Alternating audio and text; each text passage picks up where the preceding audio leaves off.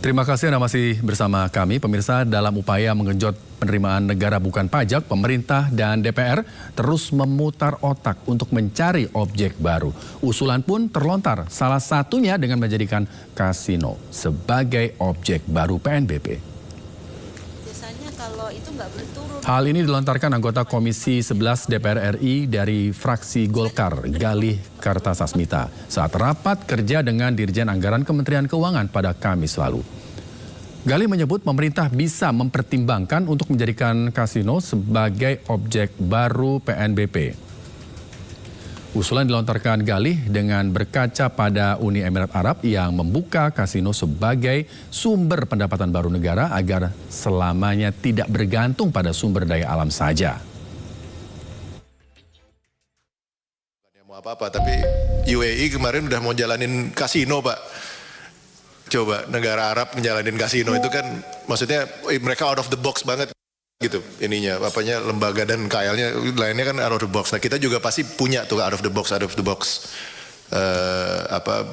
pemikiran-pemikiran lainnya gitu. Ini di sini maksudnya mungkin bisa ditekankan gitu ke KL-KL lainnya. Nah tentunya ini juga kita semua sih Pak, kita juga akan membantu ke sana juga.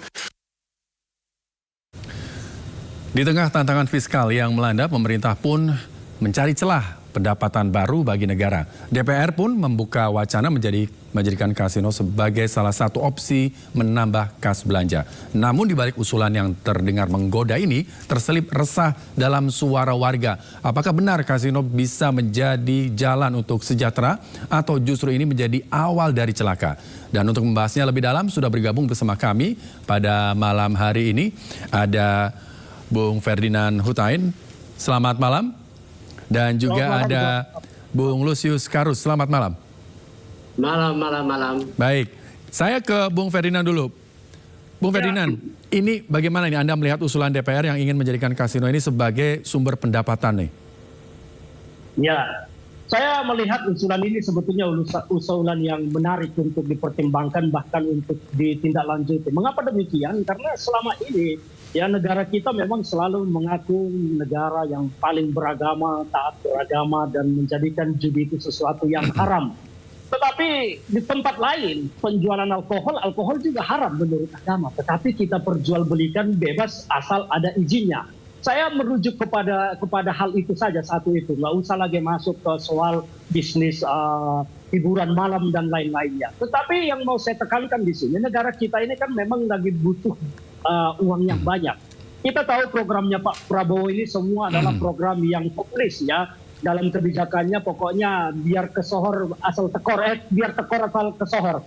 Beliau ini kan punya kebijakan yang sangat populis untuk rakyat semua atas nama rakyat. Banyak sekali programnya yang membutuhkan uang banyak. Sementara kita tak punya andalan kecuali sumber daya alam. Sumber daya alam kita pun sangat minim pemasukannya terhadap APBN. Bahkan cukai rokok mengalahkan sumber daya alam kita pemasukannya ke APBN.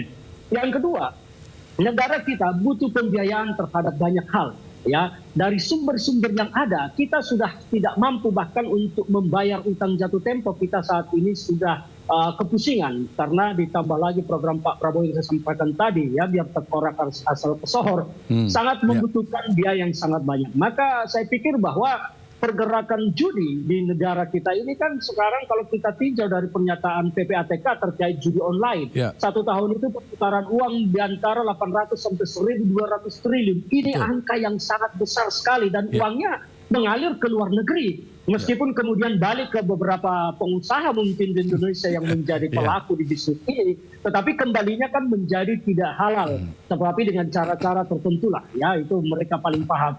Nah di sini yang saya perhatikan bahwa daripada uang yang ribuan triliun ini hilang tak berbekas di kita, kenapa kita tidak cari jalan untuk mendapatkan pendapatan dari sektor judi ini? Saya melihat bahwa ini sesuatu yang patut untuk dilakukan. Kalau contohnya dilakukan judi ini secara legal, tetapi yang penting adalah pengawasannya harus super ketat dan yang masuk ke sana harus diawasi betul-betul. Tidak boleh ada transaksi cash, harus semua by transfer dan semua harus punya NPWP. Maka pajak dari pendapatan dari judi ini saya pikir akan bisa menolong kita, misalnya membiayai program-program Pak Prabowo yang sangat ambisius dengan program-program kerakyatannya yang membutuhkan uang banyak. Jadi pendapat saya pribadi menyatakan saya bersetuju dan mendukung usulan dari teman-teman di DPR, khususnya dari Partai Golkar, Komisi 11 yang menyatakan yang lebih bagus. Dilegalkan saja Judi. Toh kita pernah punya pengalaman di zaman Pak Ali Sadikin. Ternyata beliau mampu membangun Jakarta dengan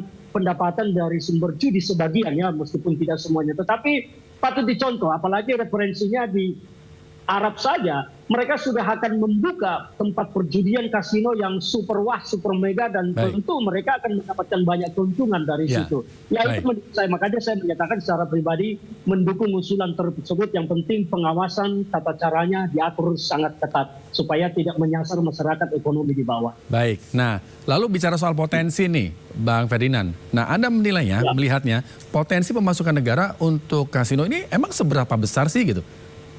Kalau dilakukan pajak yang cukup besar ya, berkisar antara 20-30%, saya pikir pemerintah bisa mendapat sekitar 300 triliun per tahun dari pajak judi ini. Kalau kita berkaca kepada judi online, uang perputaran di judi online yang jumlahnya hampir sekitar 800 sampai 1.200 triliun setahun. Jadi saya pikir kita bisa mendapatkan 200 sampai 300 triliun, dan itu sangat besar sekali, bisa membiayai banyak hal. Ya, jadi saya pikir memang usulan ini patut untuk dipertimbangkan dan patut untuk ditindaklanjuti. Iya, kalau 300 triliun saya kira IKN beres Pak ya, Bang ya. Baik. Baik, kita ke Bang Lusius. Baik, Bang Lusius, kita ke Bang Lusius dulu nih. Baik, nah apa kekhawatiran utama nih terkait usulan legalisasi kasino dari sudut pandang sosial dan moral?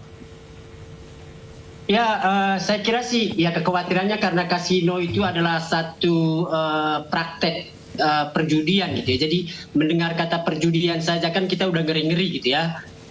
Saya pikir di situ soalnya gitu ya. Kenapa kemudian penting bagi DPR untuk memastikan usulan terkait dengan kasino ini itu harus disampaikan setelah ada kajian serius gitu ya.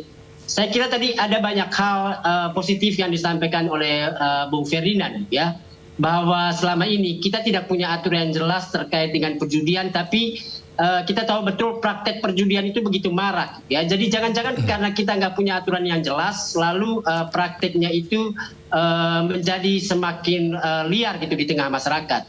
Kenapa kemudian ide gitu ya membuka kasino ini penting untuk dipersiapkan dengan baik gitu ya. Tentu infrastruktur berupa aturannya itu yang harus dipikirkan oleh DPR gitu ya.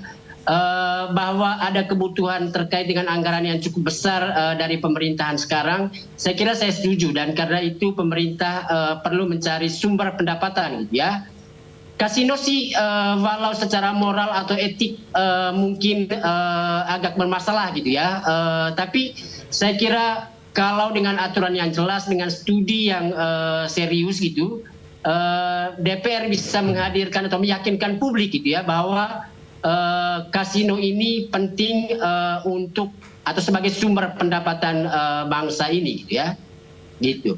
Baik, nah Bang Lusius, apa dampaknya nih untuk warga nih kalau misalnya memang kasino ini dijadikan salah satu pendapatan negara gitu? Ya, saya kira untuk warga aja. Sekarang kita sudah ada di dalam tahap yang sangat mengkhawatirkan terkait dengan judi online gitu ya. Dan bahkan bangsa ini nyaris tidak punya solusi yang lebih jitu lagi untuk kemudian memastikan jerat judi online ini bisa kemudian diatasi gitu ya.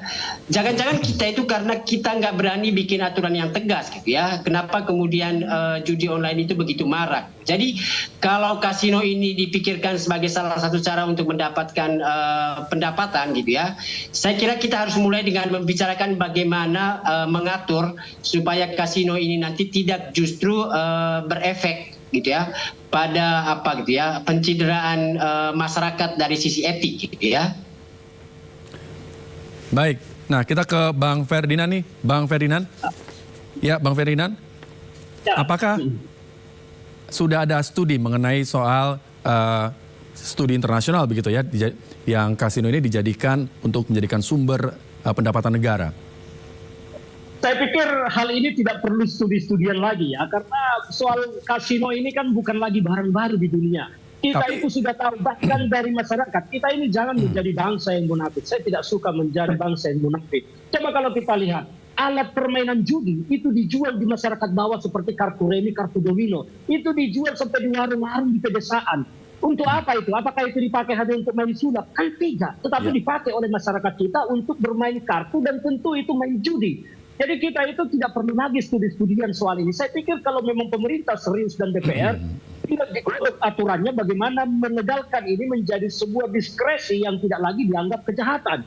Yang penting bahwa yang dilegalkan itu adalah kasino yang memang menghasilkan pendapatan bagi APBN kita, bukan jadi melegalkan judi di tengah masyarakat seperti main kartu. Nanti orang semua jadi penjudi di negara ini. Tetapi kasino ini harus mendapat diskresi khusus, perlakuan khusus dari aturan bahwa yang namanya kasino dia menjadi sumber pemasukan pendapatan APBN dinyatakan legal. Tentu harus diatur dengan ketentuan-ketentuan yang sangat ketat. Misalnya seperti yang saya sampaikan tadi, tidak boleh ada pemain yang datang ke sana itu membawa uang cash. Karena kita khawatir nanti ini dijadikan menjadi tempat cuci uang, money laundry para pejabat-pejabat kita yang korup.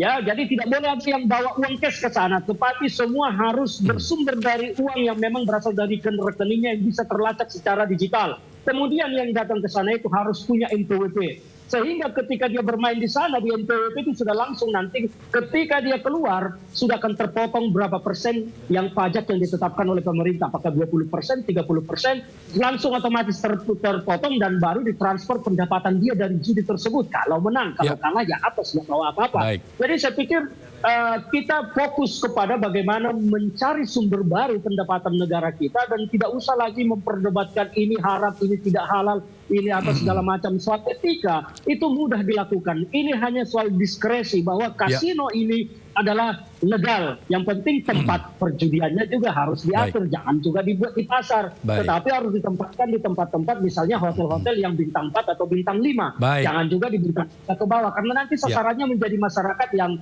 tidak jelas. Dan pengusaha kasinonya bisa nakal. Ya, jadi buatlah di tempat-tempat yang memang mewah sehingga target dari kasino ini memang adalah kalangan mampu yang uangnya bisa bergunung-gunung di rekeningnya. Kira-kira begitu. Baik, berarti soal pengawasan dan di mana lokasinya nanti begitu ya. Dan sebelumnya nanti kita akan dengarkan dulu bagaimana komentar dari anggota Komisi 11 DPR RI, Galih Kartasasmita. Bukannya mau apa-apa, tapi UAE kemarin udah mau jalanin kasino, Pak. Coba negara Arab menjalanin kasino itu kan maksudnya mereka out of the box banget gitu ininya, apanya lembaga dan KL-nya lainnya kan out of the box. Nah kita juga pasti punya tuh out of the box pemikiran-pemikiran lainnya gitu. Ini di sini maksudnya mungkin bisa ditekankan gitu ke KL-KL lainnya. Nah tentunya ini juga kita semua sih Pak, kita juga akan membantu ke sana juga. Ya, saya ke Bang Lusius. Tadi apa yang disampaikan oleh Bang Ferdinand kan menarik sekali itu kan ya, dibicarakan. Semuanya sepertinya mudah gitu. Nah, kalau dari tanggapan Bang Lusius bagaimana ucapan Galih Kartasasmita tadi? Ya, saya kira sih itu dalam rangka mencari sumber pendapatan dia sampaikan itu gitu ya. Dan kenapa kemudian kita tidak keluar dari pemikiran lama gitu ya terkait dengan kasino dan lain sebagainya gitu ya. Buat saya sih persoalan kita di Indonesia ini kepercayaan publik gitu ya kepada pemerintah dan DPR itu yang jadi soal gitu ya. Inisiatif-inisiatif baik yang dikemukakan oleh DPR menjadi sulit untuk diterima gitu ya ketika kita misalnya masih berhadapan dengan maraknya korupsi, kasus perjudian yang konon katanya untuk membiayai politik dan lain sebagainya. Jadi ada banyak hal terkait isu perjudian yang membuat publik masih belum bisa mempercayai begitu saja gitu ya niat dari pemerintah dan DPR. Dan di situ saya kira tantangan kita gitu ya ketika kemudian DPR menginginkan kasino sebagai salah satu sumber pendapatan kita gitu. Jadi bagaimana memastikan infrastruktur regulasi seperti yang dijelaskan oleh Bung Ferdinand tadi itu bisa betul-betul sejak awal memastikan bahwa kasino itu nanti uangnya itu atau keuntungannya itu betul-betul dipertanggungjawabkan dan digunakan untuk kepentingan bangsa gitu ya.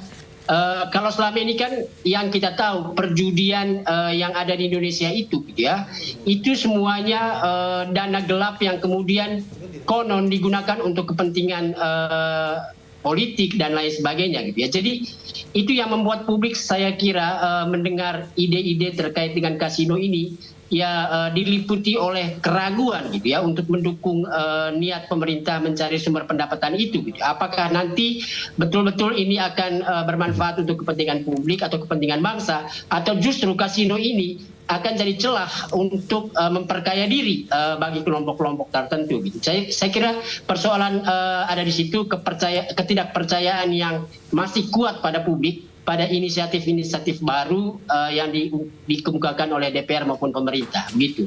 Baik, terima kasih Bang Lusius, Bang Ferdinand, terima kasih atas waktu Anda. Perbincangan yang sangat menarik, terima kasih atas waktunya. Selamat malam. Selamat malam.